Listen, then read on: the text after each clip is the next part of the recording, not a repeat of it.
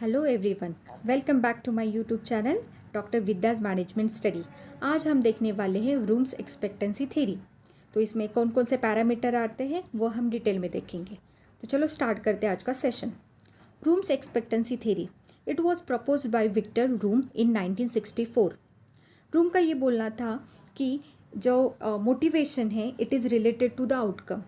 मतलब हम जो भी कुछ काम करते हैं हमारा एट द एंड यही होता है कि ये काम करने के बाद मुझे क्या मिलेगा, what will be my outcome, right. अगर मुझे आउटकम अच्छा मिल रहा है तो I will take more efforts to fulfil that over. तो जो हमने अब तक पढ़ा था मास्लो हायरार्की में और हर्जबर्ग्स में, पहले ही मैंने ये सेशन कवर किया, उसकी लिंक मैंने डिस्क्रिप्शन बॉक्स में डाली है जिन्होंने ये मिस किया होगा सेशन। तो मास्लो और हर्जबर्ग्स यही बोलते हैं कि it is related to your need. एक नीड ख़त्म फुलफिल होती है तो employees jumping on the another need, right. But Vroom का ये बोलना था it is not depend upon the need, it is totally focus on the outcome. So motivation is affected by the expectations about the future. So people are generally going to be motivated to achieve certain goal which they expect from their actions. जो हम बचपन से हमने ये बात सुनी है अपने बड़ों से कि चलो ये काम अगर तुम करोगे तो आपको एट द एंड ये चॉकलेट मिलेगा, ये टॉफ़ी मिलेगी। तो एक एक्सपेक्टेशन रहता है कि ये अगर मैं मेहमान आने के बाद चुपचाप बैठता हूँ तो मुझे मम्मी जाने के बाद, गेस्ट जाने के बाद मुझे टॉफ़ी मिलने वाली। So there is some expectation.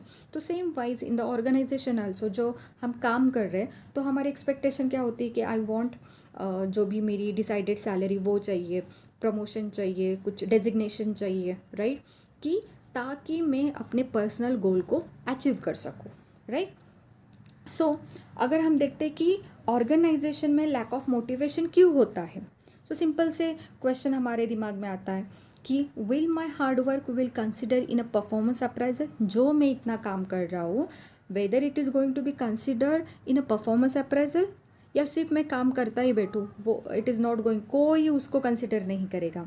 ये दिमाग में अगर आता है तो there is a lack of motivation.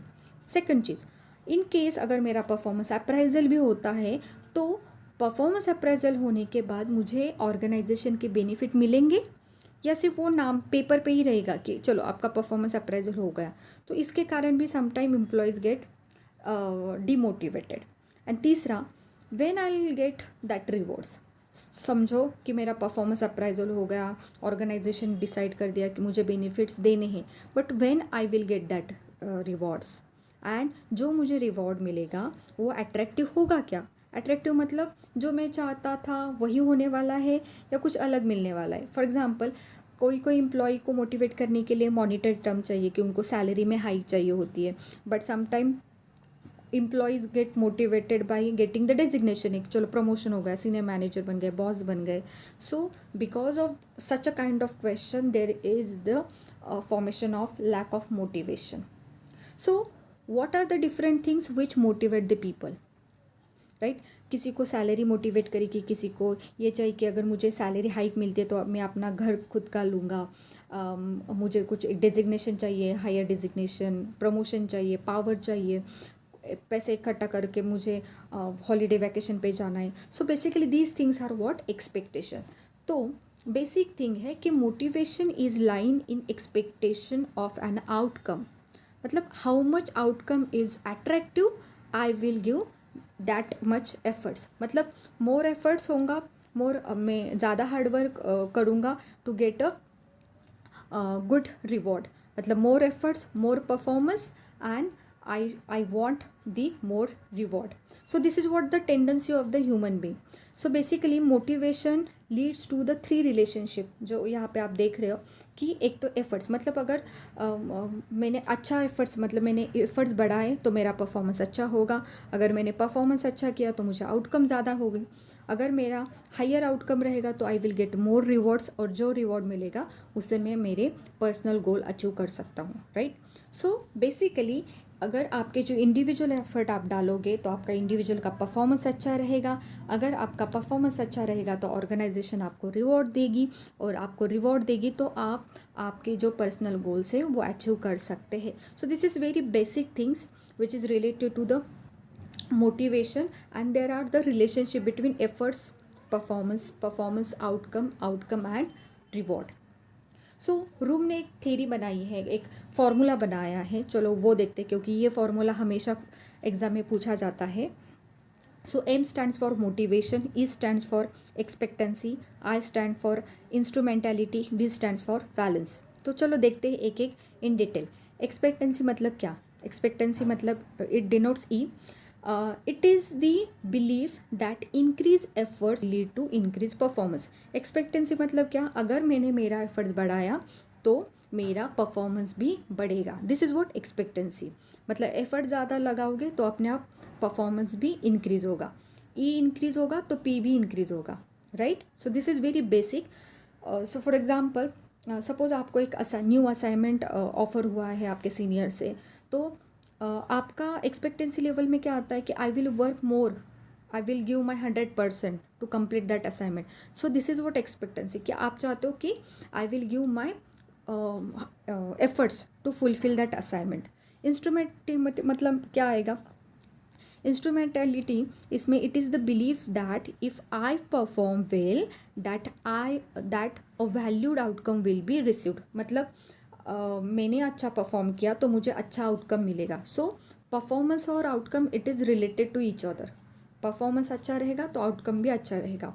तो जो हमने एग्जांपल देखा था कि आपको असाइनमेंट मिला है, तो एक्सपेक्टेंसी में देखा कि I am going to do more hard work, okay. Instrumentality मतलब उसमें क्या आएगा कि that whatever I am giving my efforts that will lead to the performance appraisal.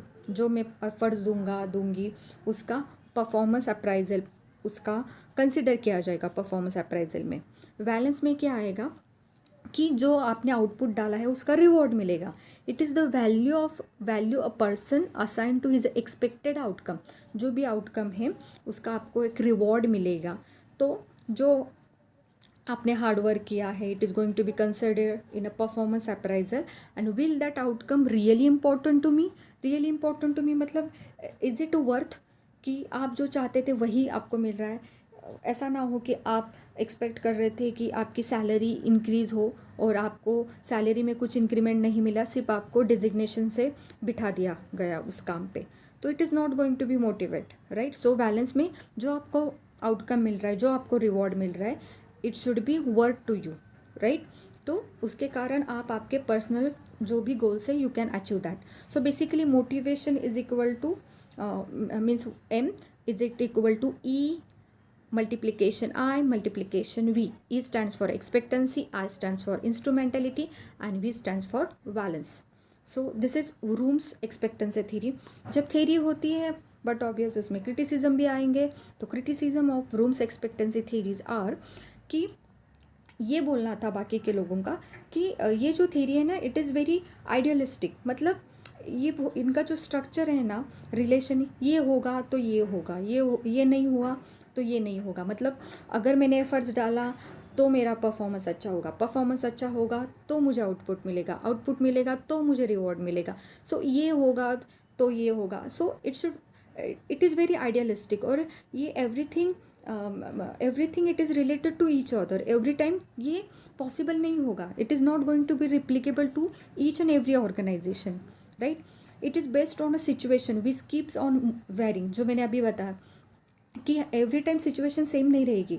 मतलब ये हमेशा नहीं होगा कि आपने एफर्ट्स डाला है तो आपका परफॉर्मेंस अच्छा ही होगा, या आपने परफॉर्मेंस दिया है तो आपको आउटकम ही मिलेगा।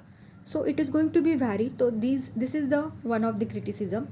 नेक्स्ट इज़ व्हाट कि कन्फ्यूजन क्रिएट हो गए, क्योंकि जब रूम ने ये थ्योरी इंट्रोड्यूस की उसके बाद बहुत लोगों ने उसके ऊपर स्टडी किया, रिसर्च किया। कुछ लोगों ने रूम एक्सपेक्टेंसी थ्योरी को एक्सेप्ट किया, उनको लगा हाँ यस कि एफर्ट्स डालने से परफॉर्मेंस बढ़ता है, परफॉर्मेंस से आउटकम मिलता है, आउटकम से हमारा जो रिवॉर्ड है वो हमें पर्सनल ग्रोथ के लिए इम्पॉर्टेंट है। बट जो अदर रिसर्चर थे उनको लगता है नहीं, ये हमेशा नहीं होता। Even though I am giving माई 100%, मैंने परफॉर्मेंस अच्छा किया तो भी मुझे रिवॉर्ड नहीं मिल रहा है। So somewhere it is acceptable, somewhere it was not supported, that's why it creates the confusion. और देखा जाए तो only few variables where considered, like your आपके जो एफर्ट्स है, आपका परफॉर्मेंस है, आपका आउटकम है एंड रिवॉर्ड।